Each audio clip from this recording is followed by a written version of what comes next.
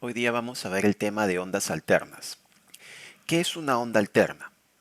Bueno, como hemos visto, nosotros en el curso hemos trabajado con un tipo de fuente de voltaje que es de tipo continuo. ¿Se acuerdan que cuando colocamos una fuente de voltaje tenemos un símbolo que es esta circunferencia representando la fuente de voltaje y el más y el menos indican la polaridad? La polaridad de la fuente implica que la corriente va a fluir de mayor potencial a menor potencial de voltaje pasando por una resistencia R. La dirección en la cual fluye la corriente siempre es la misma, porque la polaridad de la fuente no cambia, es fija. Esto se conoce como una fuente, ¿okay?, de voltaje DC, es decir, de corriente directa, porque la corriente fluye directamente en un solo sentido. Pero también existe otra fuente de voltaje, que es la fuente de voltaje alterna, donde nosotros tenemos acá una resistencia, ¿okay?, y la corriente va a alternar el sentido de forma antihoraria a otro de forma, de forma horaria a otro de forma antihoraria. Entonces, la corriente está cambiando de sentido constantemente. Y este cambio de sentido corresponde justamente a que la fuente de voltaje alterna está constantemente alternando su polaridad. Es decir, por un momento este polo es positivo y este de acá es negativo, pero luego este se hace positivo y este se hace negativo. Y así está constantemente alternando la polaridad. Y no es una alternancia continua, sino es una alternancia variable, como vamos a ver a continuación. Con lo cual la corriente incrementa su intensidad, disminuye su intensidad hasta llegar a ser cero en un momento la corriente y luego comienza a aumentar, pero en el sentido negativo. Entonces esta corriente pasa de ser una corriente positiva a una corriente negativa, de la misma forma que el voltaje cambia de positivo a negativo cuando invierte su polaridad. Bien, entonces, las ondas alternas las tenemos básicamente en generadores eléctricos. La transferencia de energía eléctrica a todas las ciudades se realiza de manera con tensión alterna. Quien descubre que la mejor eficiencia de transferencia de energía eléctrica a través de kilómetros usando cables de alta tensión fue Nikola Tesla. Años atrás, Thomas Alva Edison había intentado electrificar una ciudad utilizando voltaje continuo, pero prácticamente esto fue muy ineficiente, ya que con el voltaje continuo se ocurren muchas pérdidas de energía en los cables, mientras que con la corriente alterna la pérdida es mucho menor. La fuente de voltaje alterna se conoce como VAC, o sea, voltaje de corriente alterna o de alternate current. Entonces, ¿cómo es una tensión alterna? Acá tenemos una tensión alterna. Pueden ver, en este caso, que el voltaje va aumentando hasta un pico máximo que le vamos a llamar el Vmax o voltaje pico positivo. Y luego empieza a disminuir hasta llegar a un valor mínimo que vendría a ser el voltaje pico negativo o el menos Vmax. Normalmente el voltaje pico y el voltaje pico negativo son iguales, pero solamente cambian de signo. Pero como van viendo, el voltaje va tomando diferentes valores. Sube, baja y luego vuelve a subir hasta llegar al voltaje pico positivo. Entonces, hay una alternancia. El voltaje digamos, en esta cresta se encuentra con voltaje positivo y en la cresta inferior con voltaje negativo. Se le llama tensión alterna o corriente alterna porque hay alternancia en el signo. Hay cambio de polaridad. ¿Ok? Justo los 0 voltios se encuentran acá al medio. La onda es simétrica, tanto en la parte positiva como en la parte negativa.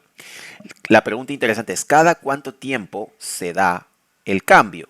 Pues bien, eso se le llama el ciclo. Si observamos acá, la onda alterna se va a repetir constantemente en el tiempo, porque es una onda que tiene siempre la misma forma. Entonces el ciclo vendría a ser el punto de repetición. Este punto que vemos aquí, donde está iniciando la onda, ¿en dónde se repite? Pues yo veo que se repite acá, y luego veo que se repite en este punto. Entonces a esto de aquí, ¿okay?, el punto de repetición se le llama un ciclo. Esto es un ciclo de la onda. ¿Okay? Y la duración de este ciclo en tiempo, ¿okay?, a esto de acá le vamos a llamar el periodo. T vendría a ser el periodo de la onda. ¿Qué es el periodo? La duración en segundos de el ciclo de la onda. La onda es periódica justamente porque el ciclo se repite una y otra y otra y otra vez y cada ciclo tiene el mismo periodo. Muy bien, entonces ese es un parámetro muy importante, saber el ciclo y la duración de la onda, la duración de cada ciclo en segundos. Bien, ¿qué otros parámetros nos interesan acá? Nos interesa saber cuál es la amplitud de la onda desde el pico mínimo hasta el pico máximo. Esto es conocido como voltaje pico-pico. ¿Ok? Esto es conocido como voltaje pico-pico. Ahora, hay otro parámetro que también es importante. Vamos a verlo aquí. Si yo tengo una onda alterna, una onda senoidal alterna, conectada a una resistencia, tenemos claro entonces que la corriente va a fluir en un sentido y luego en un sentido contrario. Y esta corriente va a ser alterna, ¿ok? Va a ser una corriente alterna, supongamos que esta resistencia fuera de 1 kiloohmio y esta fuente de voltaje es un voltaje AC, digamos, de tipo de 10 voltios pico. Entonces, vamos a analizar esto. Si la fuente es de 10 voltios pico, vamos a dibujarlo acá, una gráfica donde este eje es el tiempo en segundos y el eje vertical es el voltaje. Vamos a tener una onda senoidal de esta manera.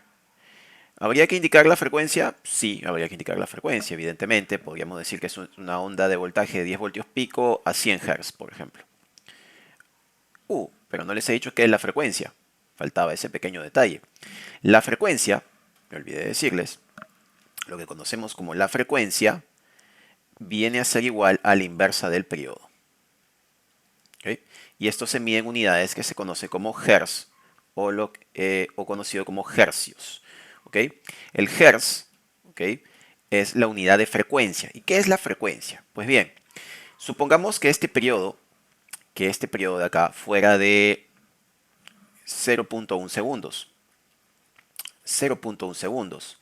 0.1 segundos, ¿ok?, significaría que cada ciclo dura 0.1 segundos.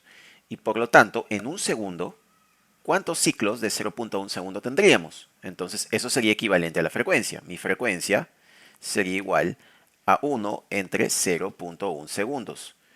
Y esto sería 1 entre 0.1, 10 segundos a la menos 1, que es lo mismo que 10 Hz. De hecho, el hercio es segundo a la menos 1.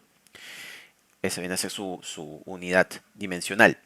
Entonces, 10 hercios, ¿cómo lo entendemos? Como que el ciclo se repite 10 veces en un segundo. Y si se repite 10 veces en un segundo, ¿cuánto es su periodo? Pues si 10 veces demoran un segundo, un ciclo, o 10 ciclos demoran un ciclo demorará 1 entre 10, 0.1 segundos. Esa es la lógica. La frecuencia es la inversa del periodo. ¿Ok? Entonces, si acá me dicen que la frecuencia es 100 Hz, entiendo yo que este periodo, de este punto hasta este punto, pues será igual a 1 entre 100 Hz, ¿cierto? Y esto me va a dar 0.01 segundos, que es lo mismo que decir 10 milisegundos. Quiere decir que cada ciclo va a durar 10 milisegundos. Me dicen que tiene 10 voltios pico, por lo tanto este es 10 voltios y este valor es menos 10 voltios. ¿Cómo sería la corriente que fluye entonces por la resistencia? Pues fácil. Por ley de Ohm, por ley de Ohm, por ley de Ohm, nosotros sabemos entonces que la corriente es igual al voltaje sobre la resistencia. En este caso podríamos utilizar el voltaje pico entre la resistencia, que es 1 kiloohmio. O sea, hablamos de que nuestra corriente es 10 voltios sobre 1 kiloohmio y esto me daría un 10 miliamperios. ¿Ok? Ahora, 10 miliamperios, ¿qué vendría a ser? Si estoy usando el voltaje pico como tensión para hallar la corriente, entonces la corriente pico es 10 miliamperios. Entonces, ¿cómo graficaría esta corriente? Esta corriente, si lo vamos a ver más abajo, y lo voy a graficar acá, digamos, tiempo, pero ahora acá tengo corriente, esto está en amperios, ¿ok? Esto está en segundos, también está en segundos, o milisegundos si quieren.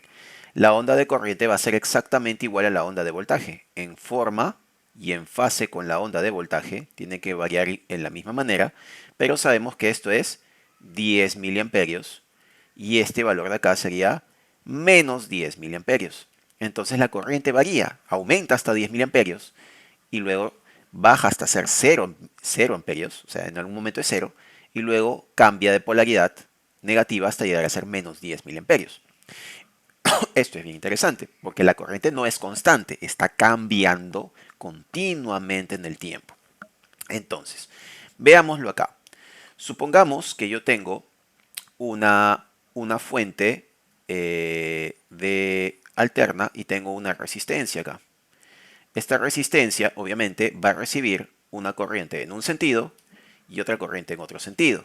Pero sabemos que esa corriente no es constante. En un sentido empieza en 0, llega hasta 10 miliamperios y luego se reduce a 0 miliamperios y luego empieza a aumentar de menos 1, menos 2, menos 3 hasta llegar a menos 10 miliamperios y luego se va reduciendo menos 9, menos 8, menos 7 hasta 0 miliamperios. O sea, la corriente está cambiando constantemente en el tiempo. Entonces, si a mí me preguntan cuánto vale la potencia, cuánto es la potencia en la resistencia de cuánto es la potencia en la resistencia, esto de acá podría reemplazarse básicamente por una fuente DC equivalente, ¿ok? Esto es voltaje alterno, y acá podría generar un voltaje DC equivalente que me generaría una corriente en una sola polaridad sobre esta resistencia y me daría el mismo PR. Es decir, hay una fuente de voltaje continua, directa, que me puede producir la misma potencia que una fuente de voltaje alterna, que tiene la corriente alternándose. ¿Y cómo sabría este voltaje DC con respecto al voltaje AC? Pues lo que sabemos es que este voltaje DC equivalente al voltaje AC para dar la misma potencia, ¿ok? Este voltaje DC sería el voltaje pico de la onda C dividido entre raíz de 2. ¿Ok? Ese vendría a ser el valor y esto se conoce como valor eficaz o también RMS. RMS viene de root mean square, o sea, valor cuadrático medio. ¿Ok? Entonces, este valor RMS es como un voltaje continuo equivalente de esta onda alterna que me entregaría la misma potencia a la resistencia, que haría la misma entrega de potencia. Entonces, el voltaje RMS, como es el voltaje pico entre raíz de 2, sabemos que raíz de 2 es 1.4142, es menor al voltaje pico. Normalmente el voltaje RMS estaría por acá, más o menos por esta altura. Digamos, si dividimos en este caso 10 voltios, saquemos esto, 10 voltios sobre raíz de 2, esto nos va a dar, a ver, Alexa, ¿cuánto es 10 entre raíz de 2? La respuesta a tu pregunta puede ser, la raíz cuadrada de 2 es aproximadamente igual a 1.4142. Alexa, ¿cuánto es 10 entre 1.14142? 10 entre 1.1414 es aproximadamente igual a 8.761. Perdón, la raíz cuadrada de 2 es 1.4. Alexa, ¿cuánto es 10 entre 1.41? 10 entre 1.41 es aproximadamente igual a 7.0922. 7.092. Ok, entonces 7.09 voltios, en este caso, representaría mi voltaje RMS. Es decir, es un voltaje continuo, equivalente, que reemplazaría a una fuente que varía de más 10 a menos 10 voltios. Bien, si me piden hallar el voltaje pico pico de esta onda, pues sabemos que el voltaje pico pico es 10 más 10, 20 voltios pico pico. ¿Por qué? Porque la onda va de menos 10 hasta más 10 voltios. El voltaje pico pico, ¿qué es lo que observa? Lo que mide. Mide el valor absoluto entre el mínimo de la onda hasta el máximo de la onda. Bien, entonces recapitulando, ¿qué parámetros tenemos de una onda alterna? Pues tenemos el voltaje pico, tenemos el voltaje pico pico, el voltaje RMS, tenemos el periodo y tenemos la frecuencia. Pero nos está faltando algo más, que vendría a ser el nivel de C o el nivel de continua. ¿Qué quiere decir nivel de C? La onda que hemos revisado en este ejemplo de 10 y menos 10 voltios está centrada verticalmente en un valor que es 0 voltios. Claro, si nosotros observamos de 0 a 10 voltios, hay 10 voltios. Y de 0 a menos 10 voltios también hay una diferencia de 10 voltios. Entonces la onda es simétrica tanto de 0 hacia el valor máximo, que tiene 10 voltios, como de 0 hacia el valor mínimo, que tiene menos 10 voltios. Es decir, desde el punto de vista de valor absoluto, es simétrica la onda, porque el 0 es su centro vertical. Pero necesariamente el 0 va a ser un centro vertical. No. El 0 no va a ser un centro vertical necesariamente, podría variar. En una onda de tensión alterna en el mundo eléctrico, digamos cuando ustedes miden el voltaje en sus enchufes, sí tiene que estar centrada en 0, porque que tenga un nivel DC diferente puede ser muy complicado, podría alterar el funcionamiento de sus equipos. ¿Ok? Pero en un nivel de laboratorio, con un generador de señales, que lo van a ver más adelante, el nivel de C se puede variar. Entonces veamos, supongamos que me piden graficar una onda senoidal que tiene una frecuencia de 1 kHz, ¿ok? Y que tiene un voltaje pico pico de 20 voltios y que tiene un nivel de C de menos 5 voltios. Grafique esta onda, me piden. Grafique la onda senoidal con esas características. Entonces, lo que vamos a hacer acá es básicamente poner nuestro gráfico. ¿Ok? Ponemos nuestro gráfico. Tiempo en segundos. Y esto sería voltios. Muy bien. Pero el nivel de C, menos 5 voltios, implica que el centro de la onda, el centro vertical, no está en 0 ahora. El 0 es este. ¿Ok? Pero nuestro centro vertical ya no es 0, sino es menos 5 voltios. Entonces podría poner acá mis menos 5 voltios y graficar una línea punteada. Esta línea punteada, ¿qué representa? Representa mi nuevo centro vertical de la onda, sobre el cual la onda va a ser simétrica. Entonces, cuando me piden graficar una onda que tiene 20 voltios pico pico, entendemos que su voltaje pico es igual a 10 y su voltaje pico negativo es igual a menos 10 voltios. Pero esto, ojo, es con respecto al nivel de C, a mi nuevo centro, no al cero. Por lo tanto, si mi centro es menos 5 voltios y yo le sumo a esto 10 voltios, ¿ok? Lo que va a pasar es que mi voltaje pico se va a ir a la posición 5 voltios, más 5 voltios. ¿Por qué? Porque de menos 5 a más 5 hay 10 voltios. Y nuevamente, si yo quiero mi voltaje pico negativo, que es menos 10, esos menos 10 bajan con respecto a menos 5. Entonces acá tendría menos 10 voltios y esto llegaría a ser acá menos 15 voltios, porque menos 5 menos 10 es menos 15. Entonces cuando me pidan graficar la onda va a partir de menos 5, va a llegar a más 5 y luego va a llegar a menos 15. Entonces esto va a ser una cosa así. Va a ser una onda, perdonen el pulso, pero va a ser una onda que va a tener solamente 5 voltios de 5 voltios de tensión positiva y va a tener menos 15 voltios de tensión negativa. Ustedes me dirán, profe, ¿y esta onda sigue siendo alterna? Sigue siendo alterna porque existe todavía una porción de la onda, 5 voltios, que tiene voltaje positivo. Y hay una porción de la onda eh, que es de menos 15 voltios, que tiene voltaje negativo, como es toda esta parte de acá. Entonces, mientras hay alternancia de la polaridad, la onda es alterna. ¿Y qué pasaría, profe, si el nivel de C lo bajo a menos 10 voltios? Si lo bajo a menos 10 voltios, la onda va a ser siempre negativa, porque va a ir de 0 a menos 20. En ese caso ya no es alterna, es una onda continua con componente de alterna. Pero para que sea calificada como alterna, tiene que haber alternancia del signo del voltaje. Si no hay alternancia del signo, no es alterna. ¿Ok? Bien. Entonces, ya hemos graficado la onda. ¿Qué nos falta? Ah, me pueden decir, hay en el periodo de la onda. El periodo de la onda sabemos que puede ser desde este punto hasta este punto, es el periodo. O si quieren hacerla más fácil, una manera más fácil es identificar el pico máximo y el siguiente pico máximo. Este punto también es el periodo de la onda. Es decir, cogemos cualquier punto de la onda y buscamos en el siguiente ciclo donde se repite ese punto.